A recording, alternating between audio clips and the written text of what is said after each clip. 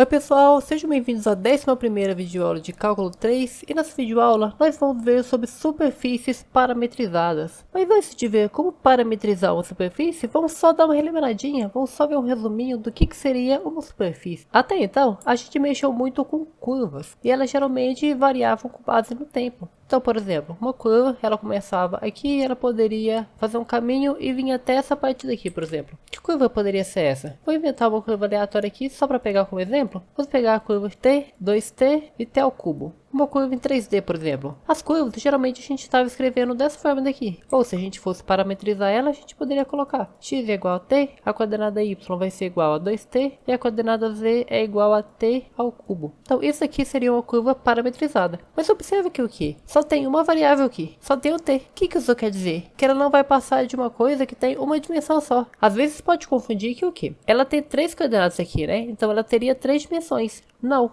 Ela está no espaço tridimensional, mas ela em si tem uma dimensão só. É como se fosse uma linha de costura, um barbante bem fino. Ele é muito fino, a gente pode considerar que ele tem uma dimensão só o comprimento dele. Só que a gente pode enrolar ele, a gente vai estar no espaço tridimensional, então ele consequentemente também está no espaço tridimensional. Mas o barbante ou a linha em si tem uma dimensão só, no caso desse exemplo daqui, considerando que ele é extremamente fino. Mas se uma superfície fosse pensar como se fosse um plano, ou senão, a superfície, geralmente gráfico de função de duas variáveis, o que acontece? Ele não tem uma dimensão só, ele agora tem duas. Ele pode estar no espaço tridimensional ou no espaço acima disso, pode ser um espaço com 4 dimensões, com 5, não importa. O que importa é que o que? Ele tem duas dimensões só. O que isso quer dizer? Que vai ter duas variáveis variando. Então, e se ao invés da gente ter uma única variável, a gente tivesse duas nesse exemplo daqui? Vamos pegar então um exemplo bem simples. Colocar o t aqui e um k também. Vou colocar então t mais k, 2t mais 2k e t ao cubo mais k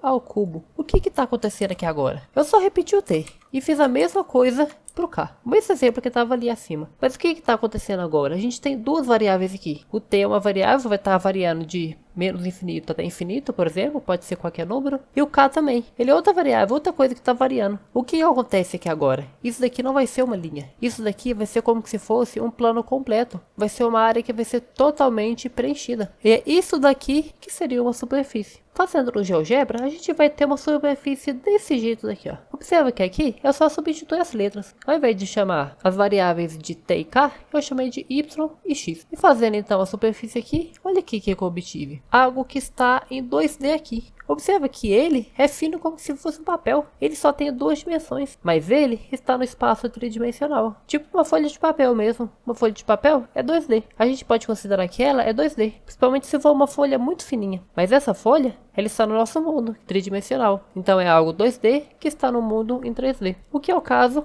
disso daqui, ó. Isso então que seria uma superfície. E essa superfície, a gente pode representar ela de algumas formas. Dessa forma daqui, que seria a partir das coordenadas, que seria justamente o tema dessa videoaula. Isso daqui que é uma superfície parametrizada. Isso daqui nada mais é que o quê? As coordenadas de um ponto. E que ponto que vai ser esse? T mais K, 2T mais 2K, T ao cubo mais K ao cubo. Então, o T e o K vai ser um número qualquer. E dependendo do número que os dois forem, a gente vai substituir aqui e ter um ponto. Esse ponto vai fazer parte da nossa superfície. Aí fazendo a junção dos infinitos pontos que a gente pode ter, a gente vai ter essa superfície daqui. Isso daí, ele está parametrizado. Por quê? Porque ele pode ser separado na parte de x, na parte de y e na parte de z. Eu posso separar isso aqui. Posso escrever dessa forma daqui ou dessa forma daqui, ó. Separado em cada uma das coordenadas. Então esse daqui é uma das formas de representar uma superfície. Outra forma também seria a partir de uma função de duas variáveis. Eu poderia falar f de xy, por exemplo, colocar um valor qualquer aqui, ó. Isso daqui também é uma superfície. Por que que é uma superfície? Que superfície que seria essa? Porque cada ponto que está aqui seria qual? O ponto x é o que está definido pelo valor x, o ponto y que está definido pelo valor y, o ponto z é o que está definido pela essa função daqui, ó. Então, x ao quadrado mais y ao quadrado. Então, essa superfície daqui equivale a essa função daqui. Então, aqui no GeoGebra, eu escrevi as duas aqui, ó. Tanto a função, que é essa que está em laranja, quanto a superfície, que é essa que está em azul. Observe que é literalmente a mesma coisa, tá vendo? Um é o outro, só que parametrizado. Aqui eu já dei preferência para colocar em letras diferentes, tá vendo? U e V. que é geralmente o que a gente usa para representar. Mas você poderia colocar qualquer outra letra, mas geralmente a gente segue esse padrão, sabe? T para curvas e U e V para superfícies. Então, essa seria outra forma de representar uma superfície também, a partir de uma função. Outra forma de representar também seria a partir de uma equação. Seria um exemplo bem simples, seria essa equação daqui, ó. X ao quadrado mais y ao quadrado mais z ao quadrado é igual a 9. Isso daqui é uma equação. Se a gente for colocar aqui no GeoGebra, a gente vai ter isso daqui, ó. Talvez você pode estar pensando, pai, mas isso daqui não é um sólido? E outra coisa, isso aqui tem 3 variáveis, né? Não tem 2 variáveis. Aí é que parece que tem 2 variáveis, só que não tem, porque não são as 3 letras que podem variar qualquer número. O que acontece é que uma depende das outras. Então o que acontece? Eu poderia, por exemplo, isolar esse z daqui, ó. Aí vai ficar bem mais claro isso. Se eu jogar o y e o x para lá, eu vou ter que o quê? O z ao quadrado é igual a 9 menos x ao quadrado menos y ao quadrado, tá vendo? O z, ele depende disso daqui. Se eu for tirar a raiz, é como se eu estivesse fazendo isso daqui, ó. Z é igual mais ou menos raiz de 9 menos x ao quadrado menos y ao quadrado. Tá vendo? O z depende disso daqui. Então o que realmente está variando é o x e o y. O z, ele só está dependendo. Então a gente só tem 2 variáveis que são independentes, né? No caso a gente tem uma dependente também.